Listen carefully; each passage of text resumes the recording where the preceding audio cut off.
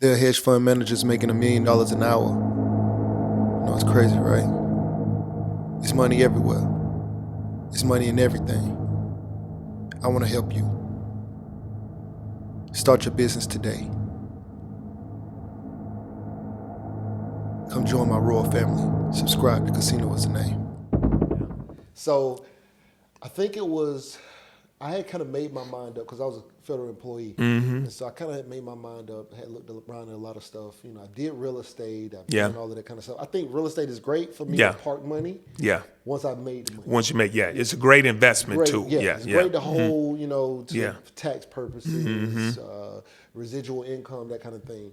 But if I was going to really run out there and go get some big money, I had to find something else, like a way more active business. So I started doing government contracts, and I was mainly just trying to say, let me just replace my salary, because once I'm able to do that, I can really focus on this and try to scale up. But when I met you and Karen, y'all told me, oh, a couple million over 4 years or this much. I was like, yo, what? Yeah. I think she was like 12 million in 4 years. That's right. Yeah. I was like, man, I'm done. Yeah. And I went to work like, hey, I'm already gone. Yeah. I'm just trying to figure out when I get my first contract. Yeah. She coined the phrase that I often tell people. And Karen is Karen's, and you probably see on Instagram, is a good friend of ours as well. Yeah. But she coined the phrase, if you want to make millions, you need to do business with customers that spend millions. Well, I like that. And that's a very important thing, because you know, I mean, if you're trying to make millions, you got to be doing business with people that spend millions. Right.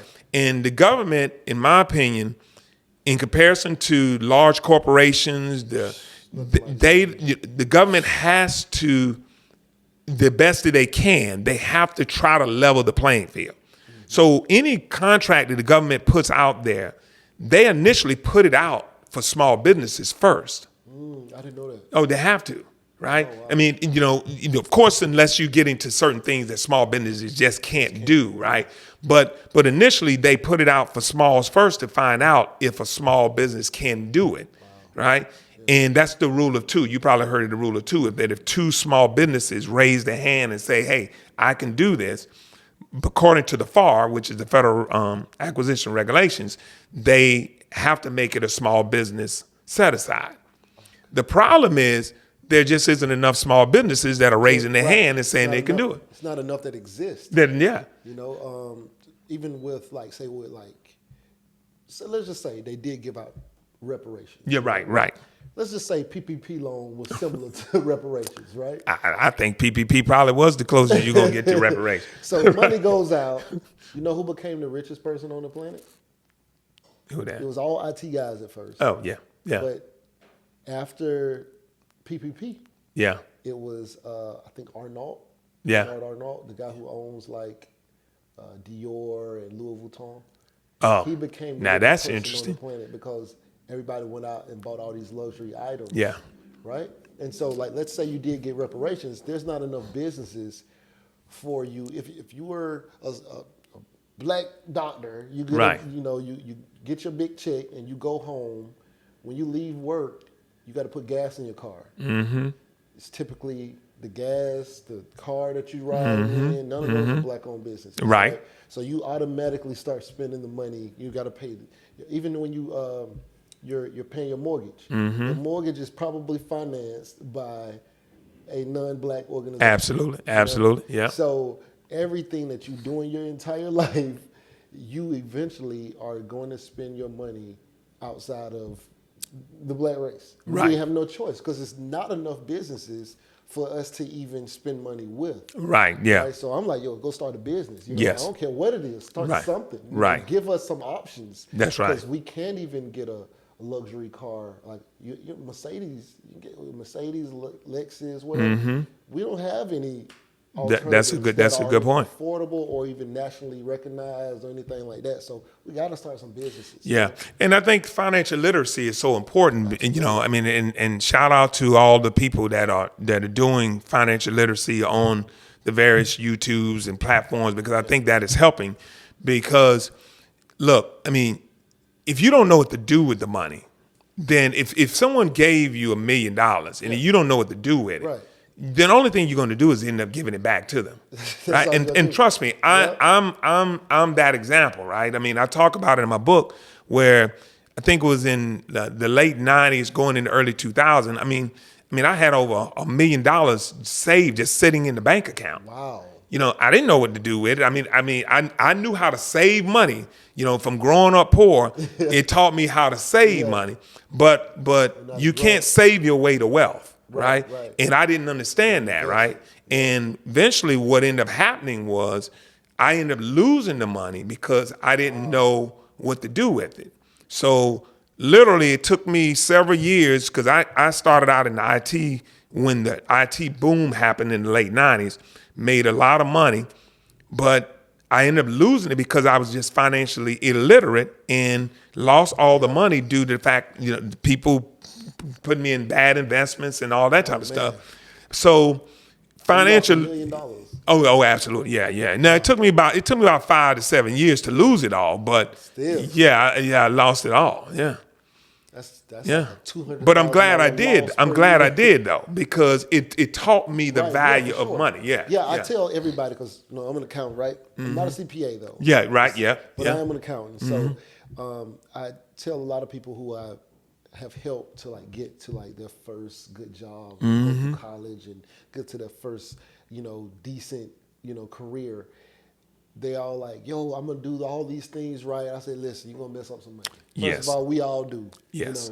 It's okay to mess some money up. Yes. Just learn your lesson and Right. stop messing it up. Right. But everybody's like, no, I promise you, I'm gonna eat ramen noodles. I'm gonna, but no, of course they go get the Escalade and and all of that. But get that out of your system and then start doing some smart things. But we all got to go through it. Absolutely, yeah. Yeah, failure is part of the process, right? Yeah. You got to fail. The old saying is fail fast and fail forward, right? So don't be, I tell people, don't be afraid to fail, because you got to fail. That's why if you are going to get into business, I tell people to start get into business early. Even if you're working a job, just have a side hustle, a business for yourself. If I don't care if it's network marketing, although people shun network marketing, but I participated in network marketing years ago, and it taught me how to deal with rejections. It taught me the sales game. It taught me how to sell. Even though I didn't make a lot of money in it, it certainly taught me the things that has now helped me to run my businesses now. So start early. It's never too late to just start a business and just be prepared that you are going to fail at first. Because we are going to fail at something. Gotcha. So, okay. Now, you chose two high-paying areas, IT and finance. Yeah. Mm-hmm. Was that by design, or Yeah. you just naturally, or did you say, you know what, where the money at? In finance and No. IT, so let's go Yeah. there. No, my background is in IT. I graduated, my degree is in IT. So naturally I gravitated to that when I got into government contracting, because that's what I knew was IT. And as a government contractor, what I do is I just sell IT hardware and software to the government. So I don't, we have some contracts where we have individuals that are on the ground doing work for the government, deploying or implementing these solutions. But and I say that because even though I'm trained in IT moves so fast, you can't be, knowledgeable about everything that happens in IT. Right. So I say that to say that people shouldn't get discouraged by that, because I don't know everything about IT. Yeah. But because I do know and understand how to get the stuff that the government needs, right? The solutions and the products and services. So yeah. So this is about to stop. So we're gonna have to come back. Yep. And we're gonna continue this. For a little bit longer. But, you guys stay tuned. We're going to come back with another video with Tim. Right now, you're watching Casino is the Name. Like, share, comment, subscribe. We out. I was always focused on the money. I started with nothing. I was born to be an entrepreneur. I'm a real estate investor. Had my own trucking authority. Multiple college degrees. Ex-military. I'm an author, motivational speaker, not to mention I'm an accountant. But with all the things that I've done, it was government contracts that truly made me rich. Yo, what's going on right now? You're watching Casino is the Name, and if you wanted to know how I started my trucking business, I have an ebook called Big Shot, Hot Shot Volume 1, Own Your Trucking Authority. It's a great book, 5-star reviews. The link will be in the description below. Go get that. Yeah. Beat me up, Scotty. Me up, Scotty. Me and her together, we just count it up. Money on my mind, I can't get enough. Don't play with my money, you don't want no beef. Cause I come from the bottom, I come from the street. When she first saw me, she said, who is that? When a man saw me, he called me a threat. I'm the one that really live with a rap. They ain't never did it, they ain't really trap.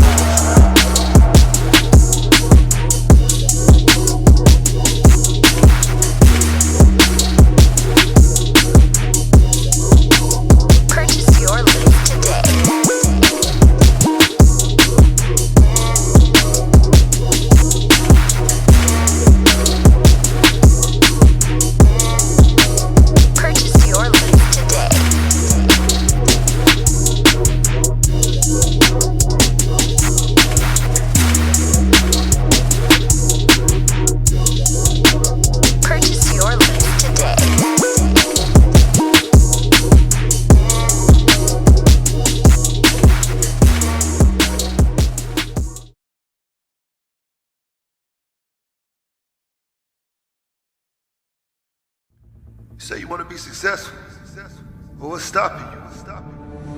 Can't nothing stop you from being successful except for you. You standing in your own way. I came from the bottom. I ain't know nothing but the grind. You can't tell me nothing about that. I called the Bus and Basin Street Projects in Tallahassee, Florida. You hear me? I used to think $1 million would last me my whole life. I'd have made that and spent that. $1 million ain't enough.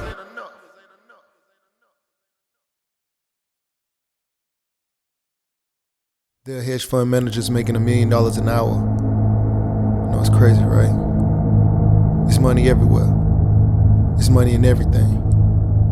I want to help you. Start your business today. Come join my royal family. Subscribe to Casino is the Name.